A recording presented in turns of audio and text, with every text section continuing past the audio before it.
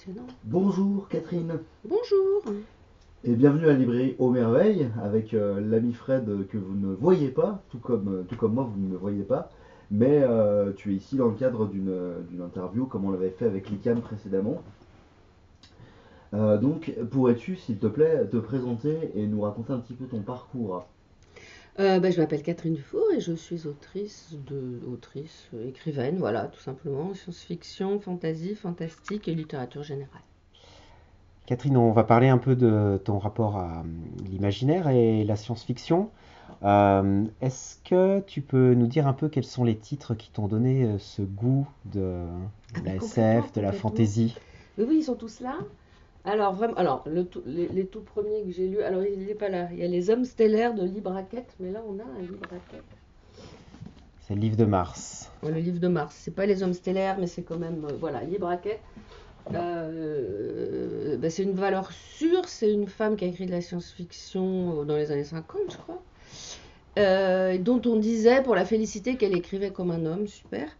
Et, euh, et je ne savais même pas que c'était une femme à l'époque. Ah ben voilà, les hommes stellaires, mais oui, complètement.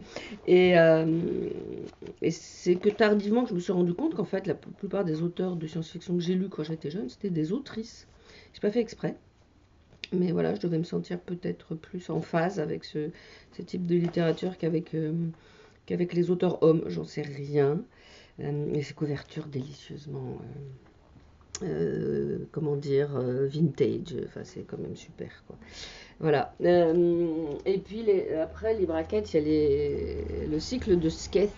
Donc Sketh, c'est une planète qui orbite autour d'une naine rouge euh, qui est en train de littéralement de s'éteindre. Donc la planète plonge dans les glaces et ça m'avait énormément marqué. Et dessus vivent une bande de chiens télépathes. Enfin bon, bref, c'est absolument, moi ça m'avait vraiment fait voyager. C'était vraiment super. Et à 16 ans, j'ai découvert Chamblot de Catherine Moore, qui est quand même un marqueur assez remarquable de cette époque. Catherine Moore, qui a aussi, alors elle écrivait, son mari Henry Kuttner écrivait, et à tous les deux, ils écrivaient sous le nom de Lewis Padgett. Et Lewis Padgett a eu l'immense chance d'être traduit par Boris Vian. Donc forcément, si vous tombez sur les traductions de Boris Vian, vous aurez l'impression de tomber sur un pur génie, parce qu'il y a Vian qui est passé par là. Mais enfin, Moore et Kuttner n'étaient pas mauvais non plus pour raconter des histoires. Et donc une des meilleures nouvelles que je connaisse, tous moi, là, les Borogov, donc de Lewis Padgett, traduit par Boris Vian. Surtout n'hésitez pas, si vous tombez dessus, c'est quand même excellent. C'est basé sur un délire multidimensionnel issu du poème Le Jabberwocky, qui est un poème de Lewis Carroll dans Alice au Pays des Merveilles. C'est hyper. Euh, et en fait, ce qu'il y a, c'est que Catherine Moore, elle écrivait bien sans Henry Kuttner. Henry Kuttner sans Catherine Moore, c'est quand même moins terrible. Et tous les deux ensemble, c'était absolument excellent, quoi. Et puis quoi d'autre? Ah oui, alors Nathalie Scharlenberg, donc l'appelait, alors elle aussi, Nathalie Henberg, elle écrivait, en fait c'est Scharlenberg qui signait, et quand Scharlenberg est mort, et ben, il y a ses livres ont continué à apparaître, donc c'est là que le public s'est un petit peu douté qu'il y ait d'un loup. Euh, Ça aussi, c'est une grande plume de la science-fiction, mais moi, je trouve que c'est un peu plus vieilli que les autres, mais il y a des passages qui sont de toute beauté stylistiquement là-dedans, donc je pense qu'on peut aussi remercier le ou la traductrice. Et alors là, Nathalie Henberg essaie de trouver une nouvelle qui est parue dans un fiction et qui s'appelle... Comment elle s'appelle cette nouvelle? Des ailes dans la nuit. Aïe, aïe, aïe, aïe, aïe, aïe, aïe, aïe, aïe, aïe, aussi une des meilleures nouvelles qui a jamais été écrite. Bien, bien horrible. Là, ça parle je sais pas, dans les Carpates ou dans des montagnes isolées et noirâtres. Revient au château le spectre d'un nazi qui est tellement affreux qu'il arrive à emmener la totalité de sa région dans des replis de l'espace-temps. Enfin, c'est absolument abominable et c'est hyper. Et ben voilà, on a fait le tour. Alors, dans ces textes, est-ce qu'il y en a que tu relis avec plaisir ou que tu as relu récemment? Et je crois qu'il y a un auteur que tu n'as pas cité dans ceux qui te Ouais. plaisent, qui raconte plein de carabistouilles très drôles. Hein. C'est un anglais même. Ah oui, Terry Pratchett, mais ça c'est beaucoup plus tard, Terry Pratchett. Non, alors effectivement, là, notre libraire de choc vient de retrouver Des ailes dans la nuit, donc voilà, je vais pouvoir le relire. Est-ce que je les ai beaucoup lus et relus, puis après je suis passée à autre chose. Et par exemple, je suis passée à Terry Pratchett, mais ça, on va plutôt dire que ouais, c'est un peu 20 ans plus tard que j'ai découvert Ouais. Terry Pratchett. Alors là, je me retiens de les relire pour la 80e fois parce que j'ai plein de livres à lire et on peut pas toujours dire la même chose, mais effectivement, ouais, c'est un peu régressif de reprendre un bon Terry Pratchett. Le problème étant que maintenant qu'il est mort, la collection est terminée. Donc je fais attention à garder quand même quelques textes de lui que j'ai pas encore lus parce que sinon on se retrouve en manque en été. Voilà. Et est-ce qu'il y en a un que tu préfères de Pratchett? Parce qu'il y a quand même beaucoup de romans. Ouais, il y en a Ouais. beaucoup, mais c'est pas les tout premiers ni les tout derniers, donc c'est peu. Il y a ceux avec la mort, donc je sais pas me souvenir des Le titres. Faucheur. Le Faucheur. Il y a Hoguet, la trilogie Hoguet, et puis les sorcières, 3 sorcières, etc. Il y en a quand même un sacré paquet qui sont cultes. Ouais, Il y a Mortimer aussi. ouais, mais c'est pas forcément c'est celui avec lequel il a eu ses premiers succès, Mm. parce qu'il a commencé à faire de la science-fiction, il n'a pas eu trop de succès alors que c'était assez marrant. Et il a commencé à avoir du succès avec Mortimer. Et aussi parce qu'il a signé avec la BBC et que je crois que Mortimer a été tourné sous forme de feuilleton radiophonique, il me semble plus que télévisuel. Et c'est comme ça qu'il a commencé à être connu, Pratchett. Alors, au niveau de tes sources d'inspiration, bon là, tu as cité, on va dire, les auteurs clés du début, voilà, qui te mettent dans la SF, l'ambiance. dans l'ambiance de l'imaginaire. Et pour l'écriture, Mm. des fois, c'est pas forcément pareil. Qui t'inspire pour l'écriture? Ah si, je pense que c'est la même chose, hein. Un écrivain, une écrivaine, c'est quelqu'un qui a lu trop de mots et ça déborde et ça tombe sur le papier. Donc il y a pour moi pas tellement de différence entre le geste de lire et le geste d'écrire. Et mais c'est vrai que j'ai toujours lu en même temps que de la littérature. Moi j'ai découvert qu'il y avait une littérature de genre et une littérature blanche, mais tardivement, hein. Je lisais Nathalie Henneberg, puis après je lisais Yourcenar, et puis ensuite je lisais Libraquette, et après je lisais Colette.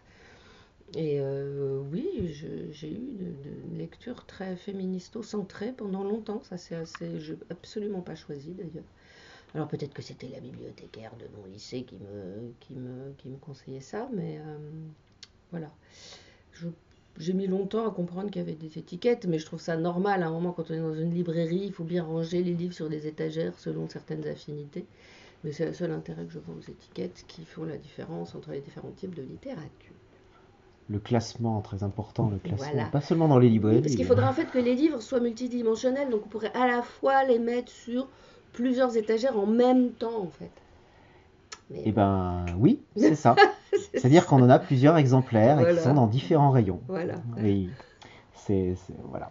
Le livre est multidimensionnel. Alors le dernier bouquin, c'est celui-là, Mhm. Les Chants Oui, de la Les Lune. Chants de la Lune, bah oui, voilà. Ah, il Voilà. est beau, alors La bon. couverture est magnifique. Bah oui, Ouais. couverture d'Aurélien Polis. Alors Oui, en bah oui, plus, de toute façon, il y a celle-là d'Aurélien Polis, c'est la- couverture de c'est Bifrost, quand même la qui est valeur sûre. encore plus belle, Ah quoi. ouais, Ouais, c'est magnifique. En plus, franchement, noir et bleu, voilà, couleur préférée, tout ça. Donc, Les Chants de la Lune, bah oui.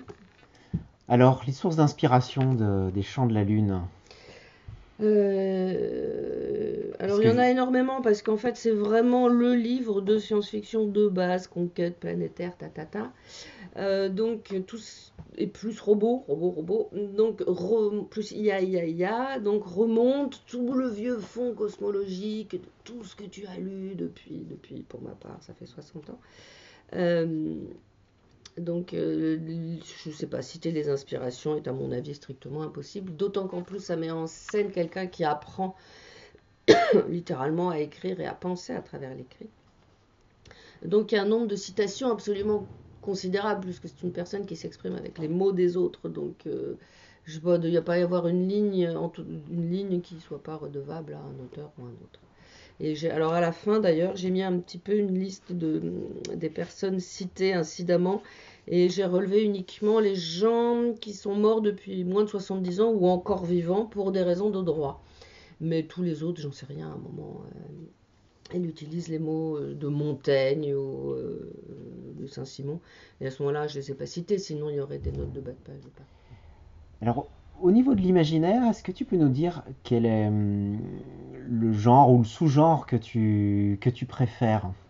Alors absolument aucun, voilà, comme ça c'est clair. J'ai peut-être moins d'acquaintance avec le... Ah ouais, l'imaginaire, j'allais dire avec le polar. Même si c'est marrant, j'en ai beaucoup lu et j'en ai écrit.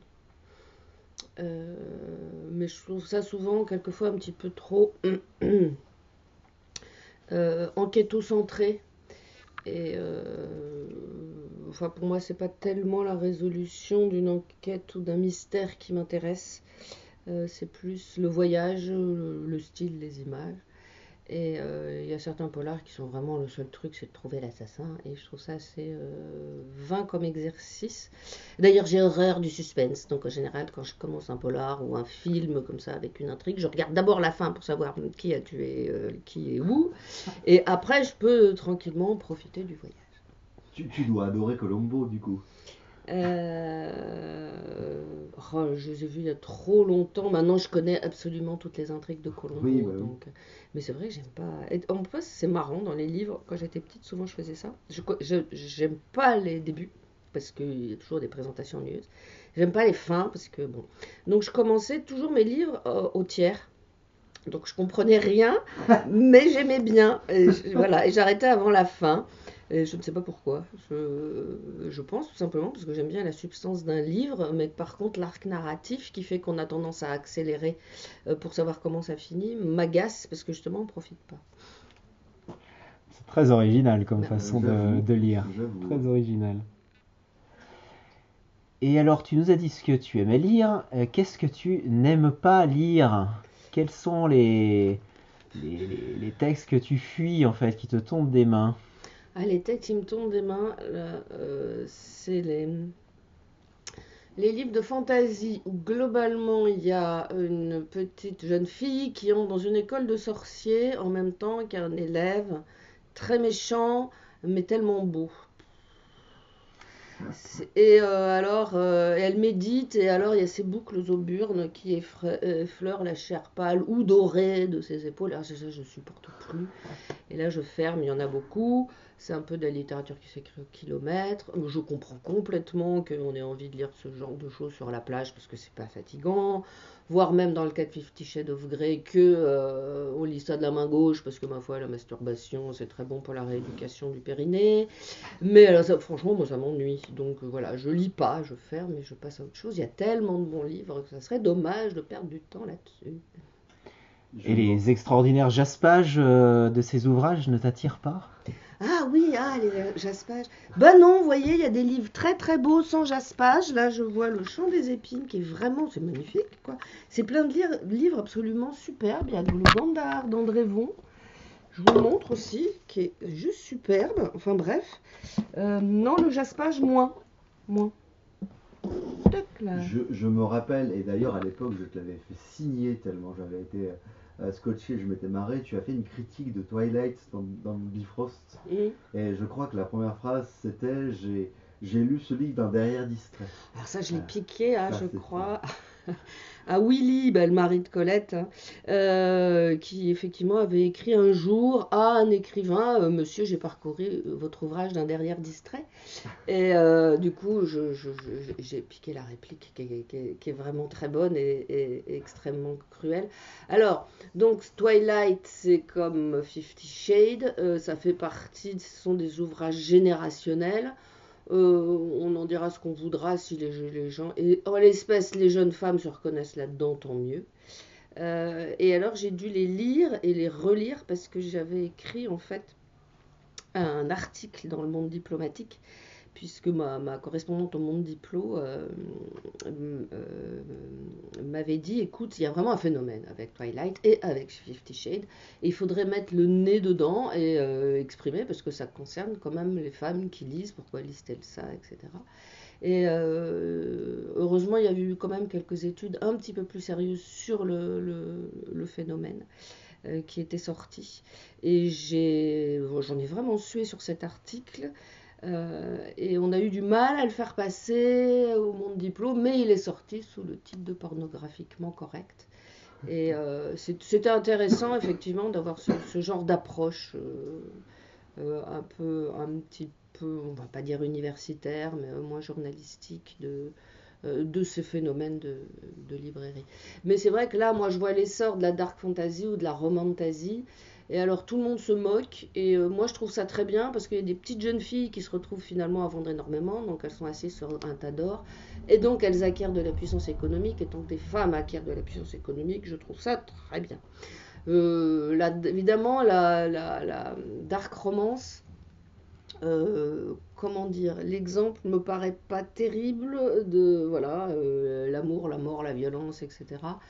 Mais on va supposer que les jeunes femmes qui lisent ça savent bien faire la différence entre le fantasme et la réalité, qui tient plus de Bertrand Cantat pulvérisant Marie Trintignant de 19 coups de poing dans le nez, lequel nez est rentré dans le visage et a crevé le cerveau, faut quand même le dire, c'est comme ça qu'elle est morte, Marie Trintignant.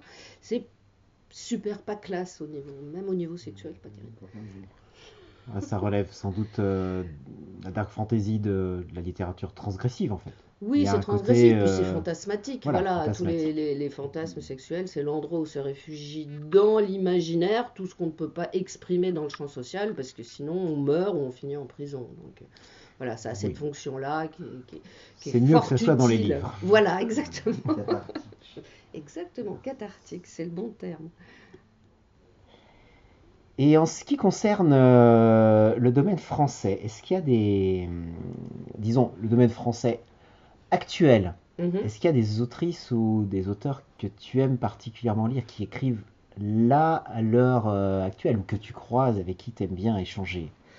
Un peu toutes et tous.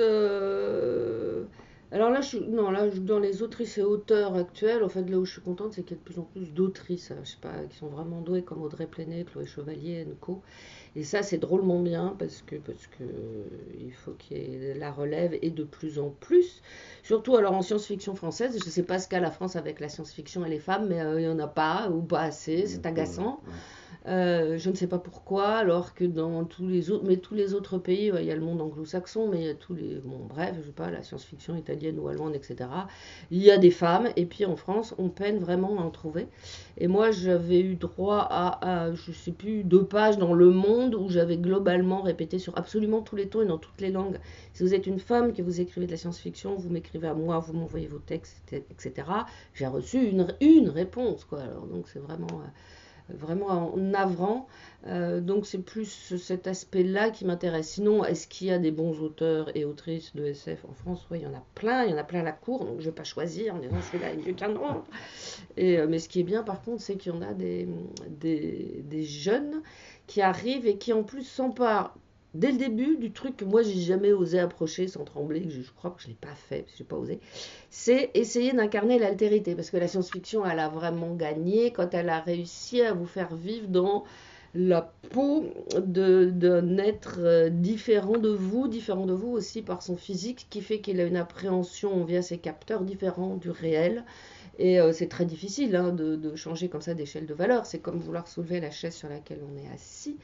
Donc ceux qui parviennent à faire sentir ce frisson de l'altérité, il n'y en a pas beaucoup, et elles y arrivent. Chloé Chevalier et Audrey Plenay, leurs premiers ouvrages, c'est là-dessus, quand j'ai de l'ambition, il faut, c'est bien, et elles y parviennent. Et ça, je trouve ça chapeau, quoi. Moi, j'ose pas. Je ne vais pas me risquer là-dedans, j'y arriverai pas. Alors, est-ce que tu peux nous dire où vas-tu chercher c'est vraiment très français, hein, peux-tu nous dire où tu vas chercher ta lecture? Est-ce que tu as une librairie particulière ou une bibliothèque particulière? Alors, comme je travaille dans une bibliothèque et que je fabrique des bibliothèques numériques, Déjà, j'ai un certain nombre de facilités. Ensuite, alors j'ai beaucoup écumé le quartier Saint-Michel à l'époque où il y avait des librairies. Maintenant, il n'y a plus que des boutiques de fringues. Et Tu peux écumer aussi, mais pour la lecture, c'est moins bien. ouais, c'est moins bien. Et non, mais c'est devenu triste et moche comme quartier. Et moi, j'habite du côté de Montreuil, donc là, il y a 2 librairies qui sont bien. Il y a aussi 1000 pages à Vincennes, qui est super. Et puis maintenant, je suis jury d'un prix littéraire et le Grand Prix de l'Imaginaire.